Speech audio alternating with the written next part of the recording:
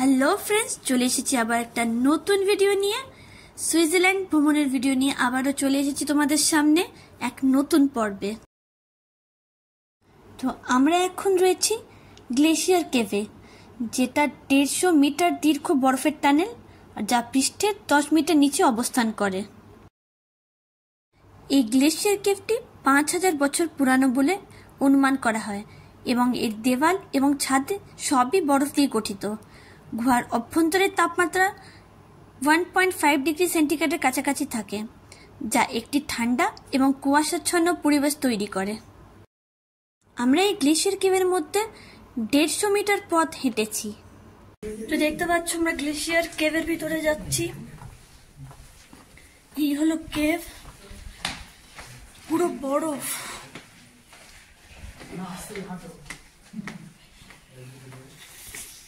তো কেভের মধ্যে দিয়ে যাচ্ছি।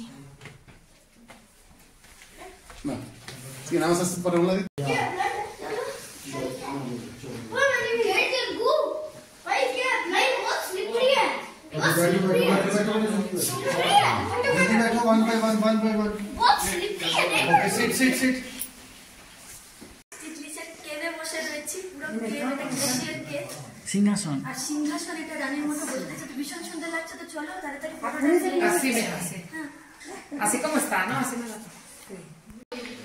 তো এবার গ্লেশিয়ারের ভিতরে আরো যাচ্ছি। পুরো জমে যাচ্ছে হাত, আর স্লিপ কাটছে। তো দেখছো কেভের ভিতরটা যাচ্ছি কেমন, খুব সুন্দর, পুরো বরফ। গ্লেশিয়ার কেভ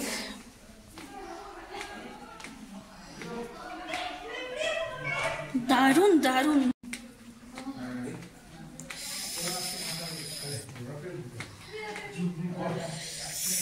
তো আস্তে আস্তে জমে যাচ্ছে হাতগুলো আমার। তোমরা এই গ্লেশিয়ার কেভটির ভিতরে যে নীল রঙের আলোটি দেখতে পাচ্ছ, সেটা হলো ব্লু মুড লাইটিং। গুহাটিতে একটি প্রশান্তিদায়ক নীল আলো দিয়ে আলোকিত হয়, যা এর রহস্যকে বাড়িয়ে তোলে। এখানে ভীষণ ঠান্ডা ছিল। আমরা সেরকমভাবে সেই জুতো এবং সেই জ্যাকেট সেরকমভাবে নিয়ে আসিনি, আর জানতামও না, সারপ্রাইজ ছিল বলে। কিন্তু এত ঠান্ডার মধ্যেও কিভাবে জানি না শরীরটা সয়ে নিয়েছিল, মানিয়ে নিয়েছিল। কিন্তু যারা তোমরা আসতে চাও, তারা অতি অবশ্যই কিন্তু মোটা জ্যাকেট এবং মোটা কাপড় অতি অবশ্যই পরে এসো, কারণ ভীষণ ঠান্ডা। আমরা এখন চলেছি টিটলিস ক্লিফ ওয়াকে, এমন এক অভিজ্ঞতা যা অন্য কোনো অভিজ্ঞতার মতো নয়।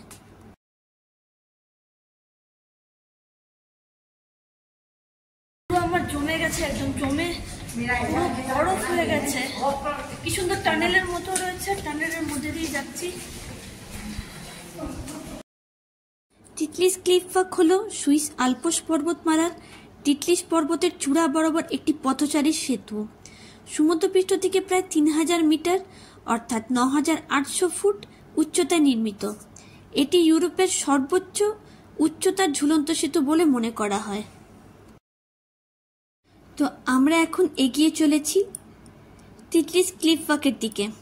তো ক্লিফ ওয়াক তো করতে যাচ্ছি, কিন্তু সবার আগে পড়বে সেই ঝুলন্ত সেতুটি, যেটি প্রায় সমুদ্রপৃষ্ঠ থেকে 3041 মিটার উঁচু, মাটি থেকে 500 মিটার উঁচু। এটাই হলো সেই ঝুলন্ত সেতুটি। এটাতে আমি কিছুটা গিয়ে আটকে পড়েছিলাম। যা রেকর্ডিং দেখছো সেটা আমার হাজবেন্ডই করেছে। তো পরে এখান থেকে আমরা যাব আইস লায়ারে, যেখানে আমি গিয়ে উঠতে পারিনি, তবুও রেকর্ডিং আমার হাজবেন্ড করেছে, তাই তোমাদেরকে দেখাচ্ছি। তো এই আইস লায়ারটি পর্বতের চূড়ায় দর্শনীয় স্কি রানে নিয়ে যাবে। অন্যদিকে গ্রীষ্মকালে এটি হিমবাহ পার্কে প্রবেশাধিকার প্রদান করবে, যেখানে তোমরা স্নো টিউবিং এবং অন্যান্য দুঃসাহসিক তুষারক্রিয়া উপভোগ করতে পারবে।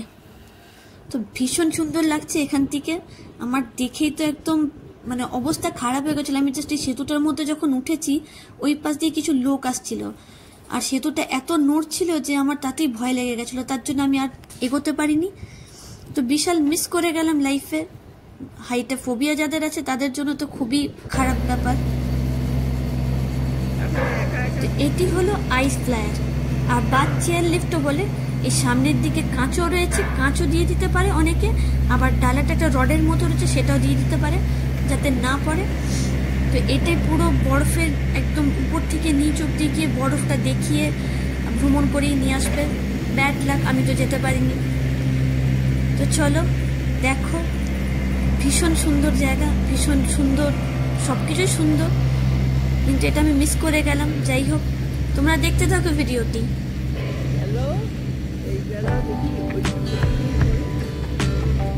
এই তিতলিশ পর্বতে বিভিন্ন ধরনের রেস্টুরেন্ট ও দোকানও রয়েছে, যেখানে খাবার ও কেনাকাটার সুযোগও রয়েছে। এই তিতলিশের আইসক্রিম পার্লার থেকে কিন্তু আমরা আইসক্রিম নিয়ে নিয়েছিলাম, যেটা সুইজারল্যান্ডের হচ্ছে সব থেকে বিখ্যাত। আইসক্রিম আর চকলেট আর ঘড়ি, এই তিনটে হলো বিশাল বিখ্যাত। ওর মধ্যে তো একটা জিনিস আমি খেয়ে নিলাম, সেটা হলো আইসক্রিম। ভীষণ সুন্দর, ঠান্ডার মধ্যে ঠান্ডা খাওয়া। উপরে আরেকটা রয়েছে যাওয়ার, কিন্তু আমি যেতে পারিনি। ওটা আমার হাজব্যান্ড গেছে, কিন্তু আমি যেতে পারিনি। তো দেখতেই পাচ্ছ পিছনে কি সুন্দর।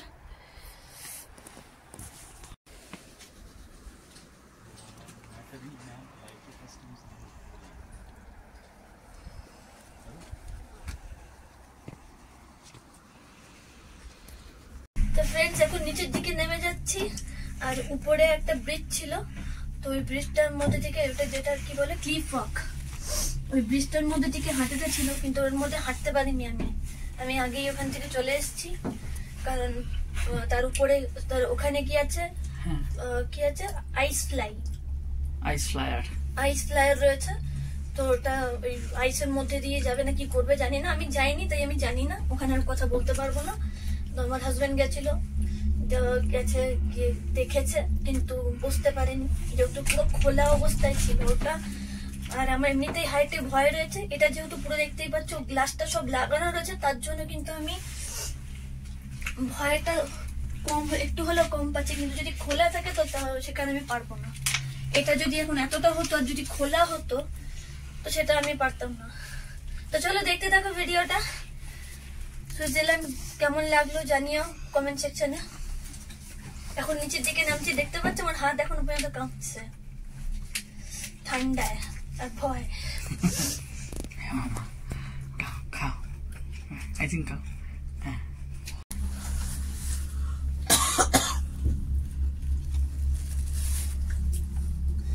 তো এখন নেমে যাচ্ছি নিচের দিকে।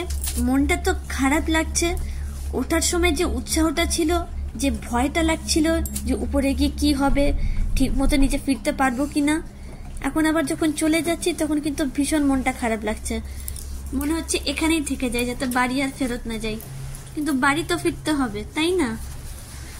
তো চলো, এখন আমরা ফেরার পথে রওনা দিয়েছি। জলটা কি সুন্দর।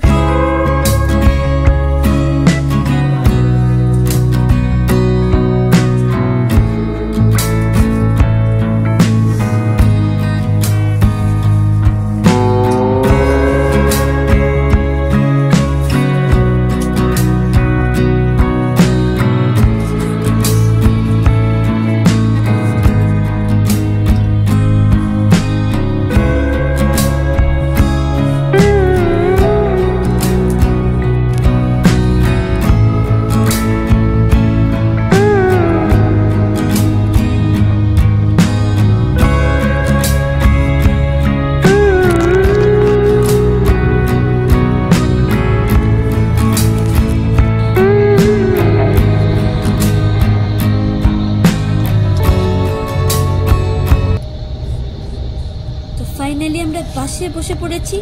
আমরা এঙ্গেলবার্গ থেকে এবার জিউরিকের দিকে রওনা দিলাম। জিউরিক, যেখানে আমরা হোটেলটা নিয়ে রয়েছি।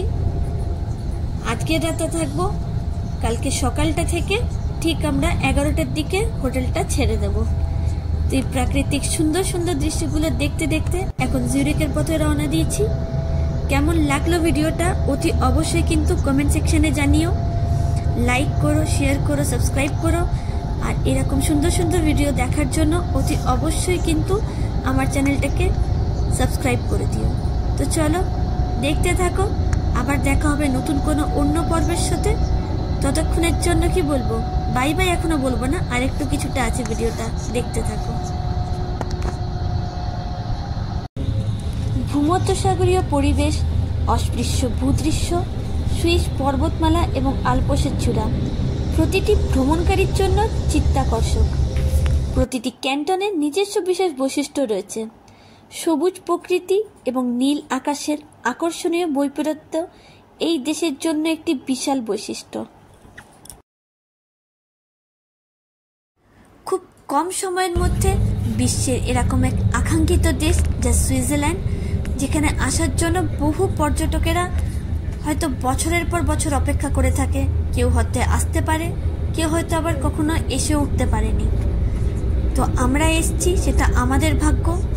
আর এত সুন্দর দৃশ্য মনের মধ্যে নিয়ে আমরা এখান থেকে এখন বিদায় নিচ্ছি।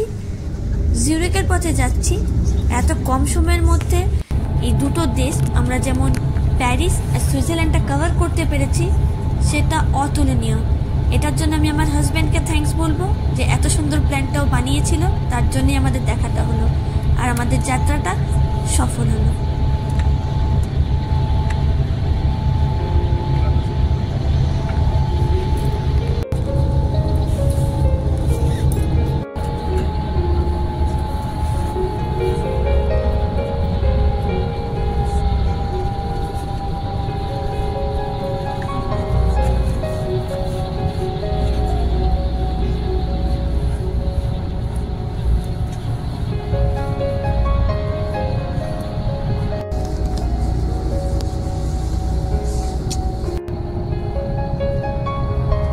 Real estate that we have in Zurich is on this street.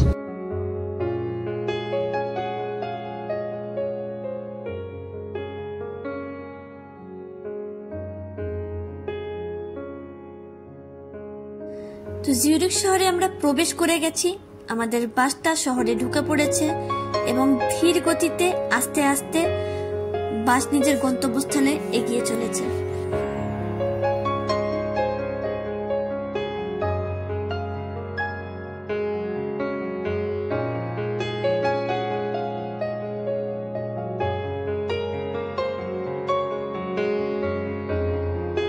Going up and down are called Regula and Felix. Regula and Felix are the two patron saints of Zurich. The boats are not named randomly, they are named after Zurich's two patron saints. So a little boat ride there for you on the Limmat if you have time for that. Best of Switzerland Tours, who hosted your day out today. If any of you have time and inclination, we would be delighted to hear from you with your reviews on social media, or if you had any